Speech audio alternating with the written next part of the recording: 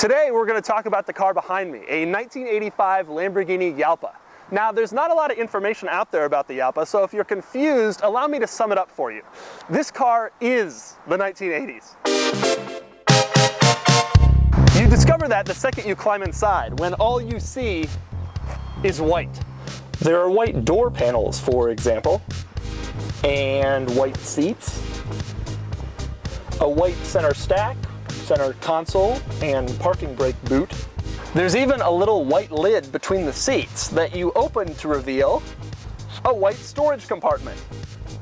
But that's not my favorite 80s part of the interior. Oh no, that honor goes to the visor mirrors. When you're driving along, you can look at yourself like so, but then when you want to do a line of coke, visor mirror comes out.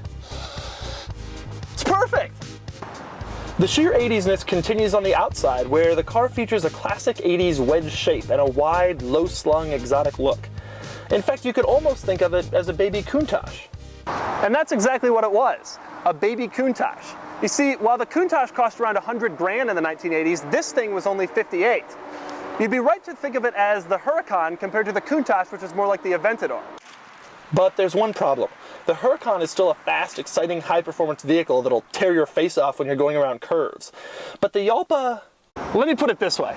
The Jalpa has a 3.5-liter engine that made 255 horsepower. Now that dwarfed the motor in its chief rival, the Ferrari 308, which only had 240 horsepower.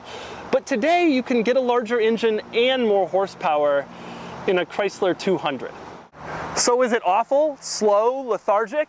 My entire life I've wondered about this car, and today I'm gonna find out.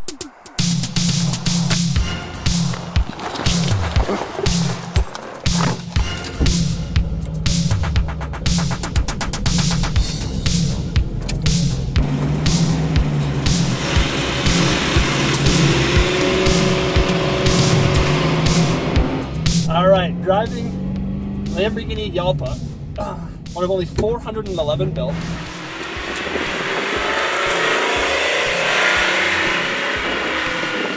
Steering is a little heavy.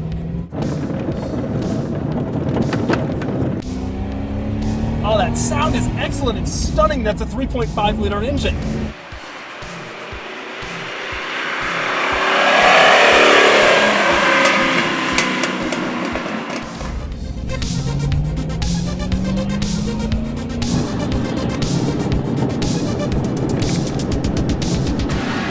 The accelerator is tremendously heavy. Not what I expected. The clutch surprisingly isn't that heavy. It's actually okay.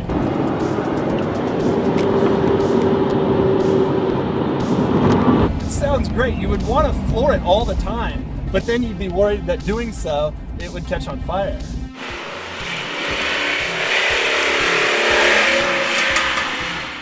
Trying to make these turns. Oh, that heavy steering is killer to get old.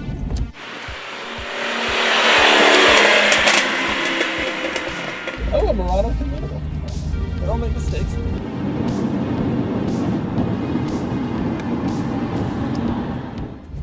For some reason, I feel like we're gonna break down. Like, the truth is, it's actually fine. There's no warning lights on.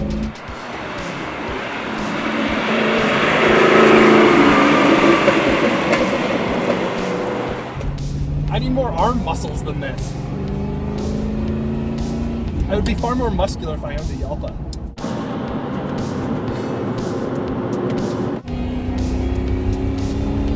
It doesn't feel fast, but when you get up to higher revs and you hear that noise, it doesn't really matter how fast you go.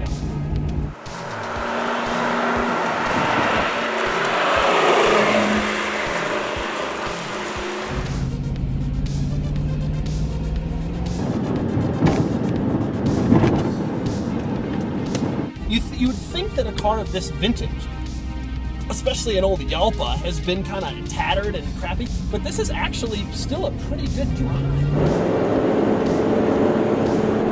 Now the power mirrors, they do work. They're still, to this day,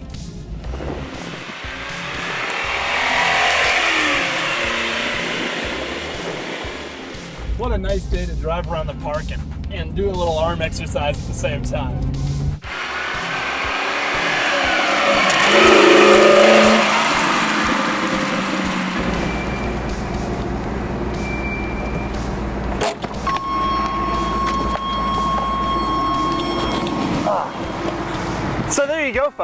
the Jalpa?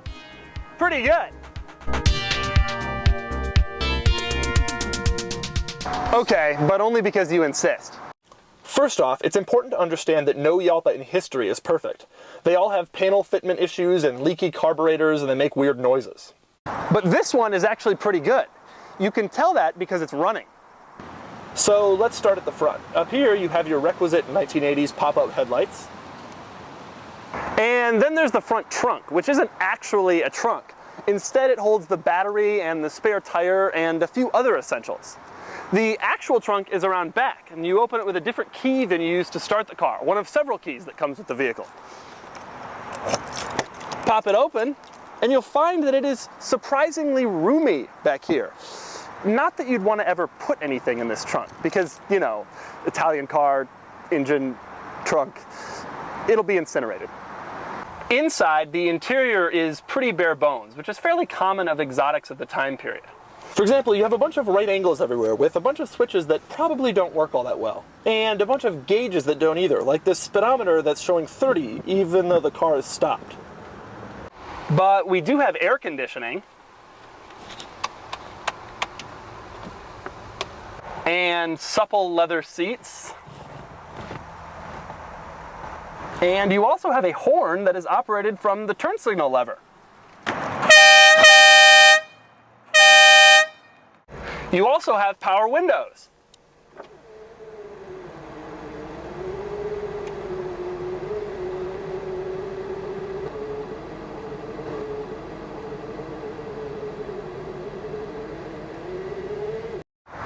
But the best part about the Jalpa is that the roof lifts off.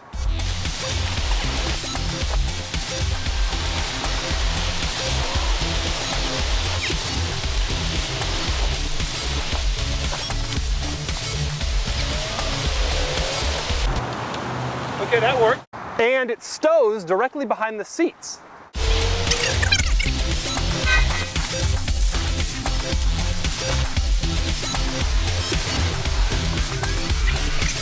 So you can convert your Jalpa from a sleek coupe to a stylish convertible, when it's running, of course.